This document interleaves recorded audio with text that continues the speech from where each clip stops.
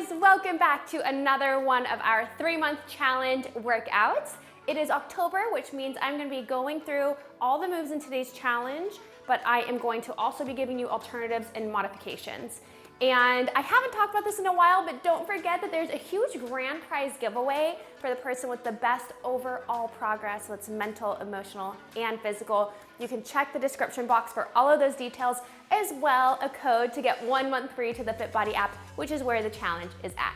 So move number 1, you are going to do a side squat blast off. So you start by squatting to the side. Be sure that that knee is not caving in. You want it to be over your toes, and so you're gonna need to push your knee out a little bit. So squat to the side, and then you're gonna blast off just like that. And then I want you to be sure that you are landing softly, okay? So go up, land softly back into the squat, and let me show you from the side, because this is another one of those where you need to hinge your hips back, okay?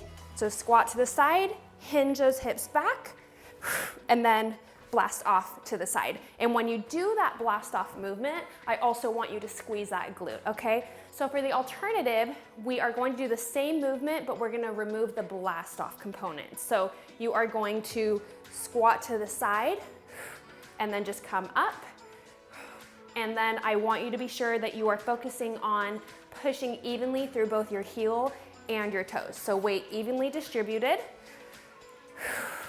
just like that. And in terms of breathing, inhale as you go down, and exhale as you go up. Let me show you from the side. Inhale, exhale. And then you still can really, your glute really should be engaged the entire way through this move, but just be sure that you're getting that extra squeeze at the top.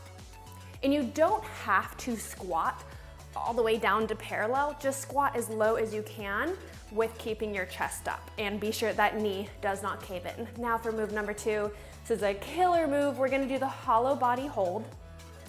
So you are going to, of course, start with your back flat to the ground, absolutely no arching, especially in this move. Start with your arms and your legs outstretched, okay? And then you're going to raise your legs and your arms. And really, actually, the complete move here is you're also raising your shoulder blades off the ground, but that is like another level of advance. So if you feel you're there, then you go for it. But otherwise, I'm totally okay with you girls starting and just raising your arms and your legs. And then if you want to kick it up a notch, raise your upper body. So that is the move for today.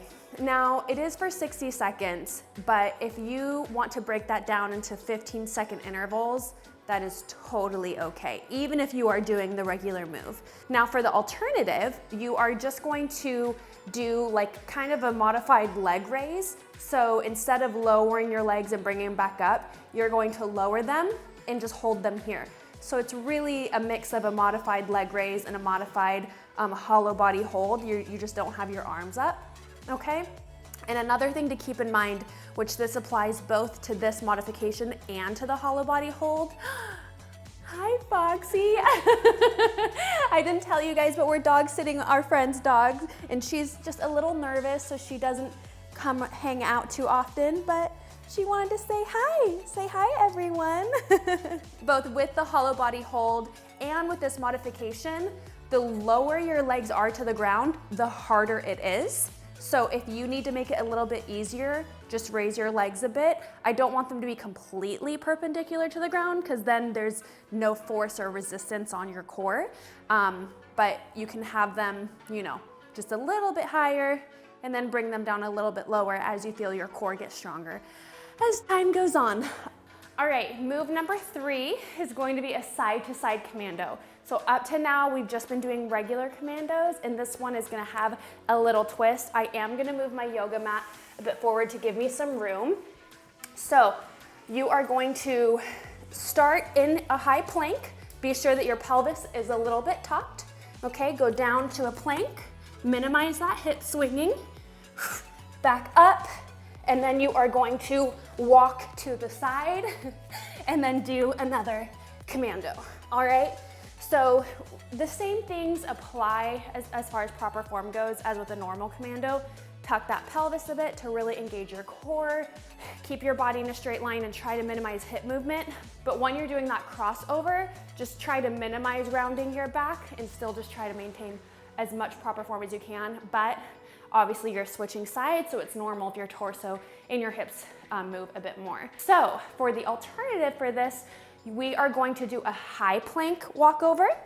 So go from a high plank, walk over in here, and then back. All right, so another alternative would be just doing a commando, but I actually prefer this high plank walkover instead, because the point of the side to side commando is to really use your obliques on each side as you are transferring from one side to the next, which a regular commando isn't gonna get as much as the high plank crossover.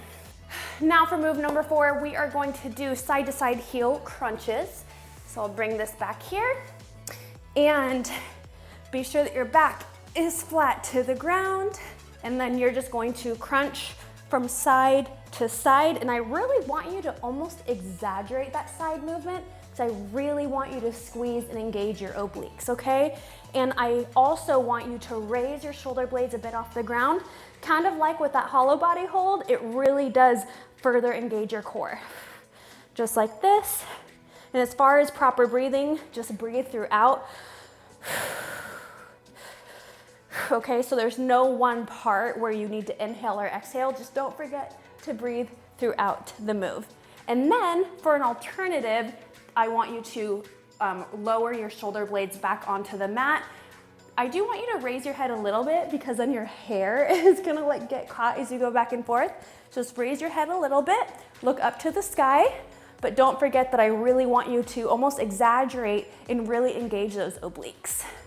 All right, and then if you do have some neck pain, I don't want to call it pain, because if you have pain, that's a different story, but if you just feel it straining a little bit, you have muscles in your neck that are going to get stronger as time goes on.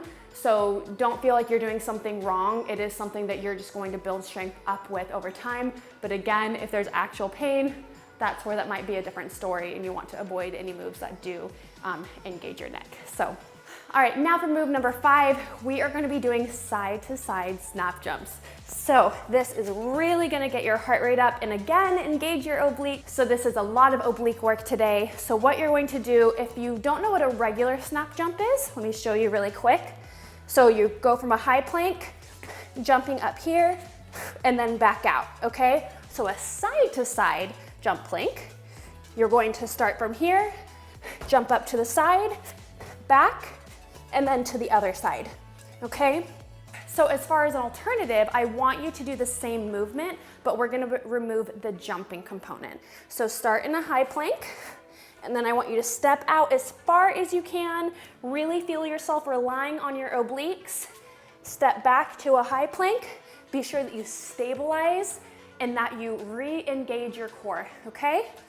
Then step back to the other side, and back to the high plank. All right, guys, that is it. You are ready to go crush today's workout. Head to the FitBody app to complete the challenge. And I actually feel like today's a really killer workout. So I can't wait to hear what your favorite move is from today's challenge. And I will see you guys tomorrow.